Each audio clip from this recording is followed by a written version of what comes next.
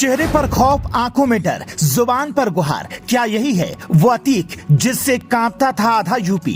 काला कुर्ता, सफेद रुमाल, तेवर ढीले, चाल ढाल से गायब रुआब। अतीक ने मूंछों पर भी नहीं दिया ताव। योगी ने कहा था मिट्टी में मिला दूंगा, हवा कर दिया माफिया का गुरूर, बदल गए माफिया के भाव।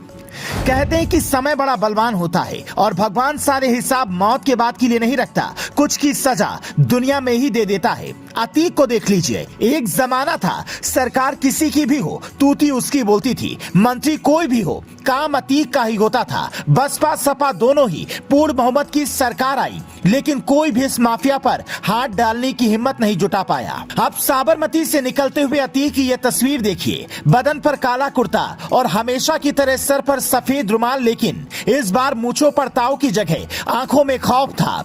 उसकी अकड़ एकदम गायब थी। आप तस्वीर देखिए, लग रहा है वो यहाँ से जाना ही नहीं चाहता। पुलिस वालों ने धक्का देकर गाड़ी में चढ़ाया, उससे पहले ही वो रुककर कहने लगा धक्का मत दो। फिर ट्रक में चढ़कर पीछे की तरफ खड़े होकर देखता रहा, लेकिन हमेशा चेहरे पर तेज लेकर चलने वाले अतीक के चेहरे की हवाइयां उड़ी हुई थी।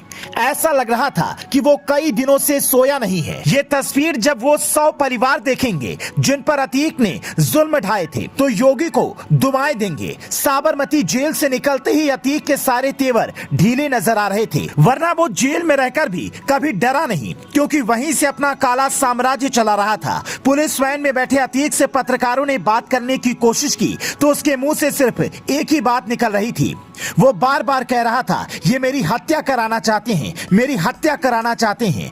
अतीक के आगमन से पहले प्रयागराज की नैनी जेल में सुरक्षा व्यवस्था कड़ी की जा रही है। वहां पर चाक चौबंद चौकसी रखी जा रही है। इसी जेल में अतीक को रखा जाएगा, क्योंकि अतीक को उमेश पाल हत्याकांड की वजह से नहीं लाया गया है, बल्कि अपहरण के मामले में 28 मार्च को उसे सजा सुनाई जाएगी।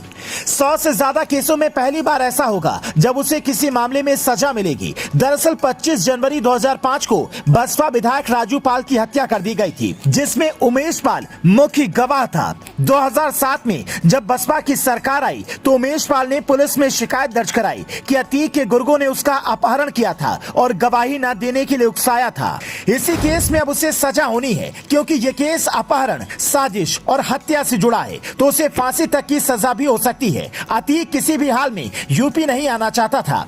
उसने अदालत में याचिका भी डाली थी कि उसे यूपी न भेजा जाए। अतीक के परिवार ने प्रेस कॉन्फ्रेंस करके जान का खतरा बताया, लेकिन अभी भी सबसे बड़ा सवाल यही है कि अतीक का बेटा कहां छिपा है, उसकी पत्नी कहां गायब है, क्योंकि उमेश पाल के मर्डर में अतीक का बेटा ही मेन कल्प्रिट है और पहले दिन से ही पुलिस उसकी तलाश में लगी है। लेकिन वो कहां गायब हो गया है किसी को खबर नहीं। पुलिस नेपाल तक छापेमारी कर रही है, लेकिन योगी आदित्यनाथ ने जो अतीक का खौफ खत्म किया है उसकी लंबे समय तक बात होगी, क्योंकि ये वो माफिया है जिसे यूपी में आतंक का दूसरा नाम कहा गया और जेल में होते हुए भी उसका रौब कभी कम नहीं हुआ। अब वो अगर माफी मांग रहा है तो क्या ही बात है। Bureau report, news flash.